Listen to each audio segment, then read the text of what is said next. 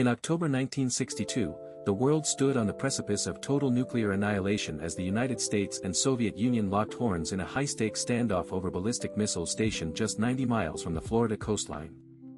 Born in 1894 to a peasant family in Kalinovka, Nikita Khrushchev rose through the Soviet political ranks, eventually succeeding Joseph Stalin to lead a nation hardened by the immense devastation of the Second World War. John F. Kennedy, born in 1917 to a prominent Massachusetts political dynasty, navigated his early career through the U.S. Navy before ascending to the presidency in 1961, determined to project strength against communist expansion. Driven by a desire to redress the strategic missile gap and protect his Cuban ally Fidel Castro, Khrushchev sought to establish a Soviet nuclear foothold in the Western Hemisphere, fundamentally shifting the global balance of power. The Cold War reached a boiling point as the US and USSR competed for ideological dominance, with the 1961 Bay of Pigs failure leaving the Kennedy administration desperate to avoid another humiliating defeat. Khrushchev's rise to power was marked by his de-Stalinization policies, yet he remained trapped by the internal pressures of the Soviet military establishment, which demanded aggressive responses to perceived American encirclement. The primary obstacle was the U.S. Jupiter missile deployment in Turkey, which Khrushchev viewed as an existential threat, prompting his covert decision to ship SS for medium-range ballistic missiles to Cuba.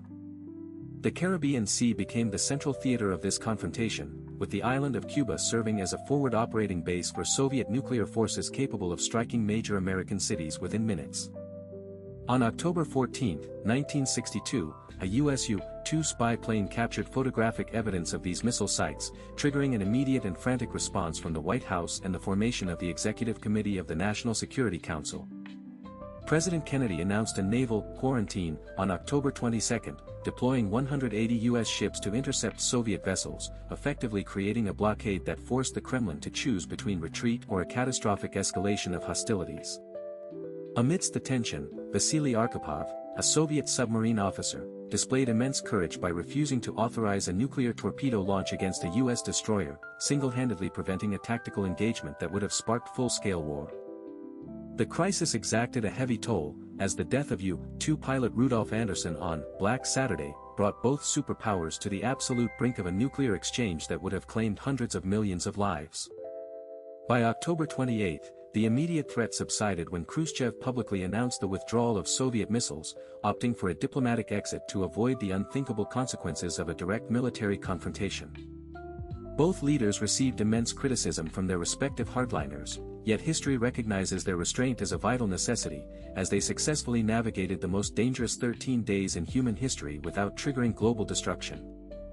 This resolution fundamentally altered the Cold War, leading to the installation of the hotline between Moscow and Washington to ensure rapid communication and prevent future accidental escalations during periods of extreme international tension. Today, this event remains the definitive case study in brinkmanship, serving as a sobering reminder of the fragility of peace and the critical importance of maintaining diplomatic channels even during the most severe geopolitical disputes. A lesser-known fact is that the U.S. secretly agreed to remove its Jupiter missiles from Turkey months after the crisis, a crucial concession that provided Khrushchev the face-saving measure required to withdraw from Cuba. The legacy of 1962 teaches us that in the nuclear age, the ultimate victory for any leader is not the defeat of an adversary, but the survival of the human race through calculated, rational diplomacy. Declassified ExComm transcripts reveal that while military leaders pushed for an immediate airstrike, Kennedy and his brother Robert consistently sought alternative paths, prioritizing the avoidance of a direct clash that could have spiraled into an uncontrollable global nuclear conflict. Khrushchev's authority over his commanders in the final 48 hours remains a subject of intense historical debate, with evidence suggesting that local Soviet forces in Cuba were prepared to use tactical nuclear weapons independently. The crisis was not merely a clash of ideologies but a complex failure of intelligence and communication, where both sides operated under dangerous assumptions that nearly resulted in the total erasure of modern civilization as we know it. Ultimately, the resolution of the Cuban Missile Crisis proves that even in the darkest hours of the Cold War, rational actors can pull back from the brink when the existential cost of conflict is clearly understood by all.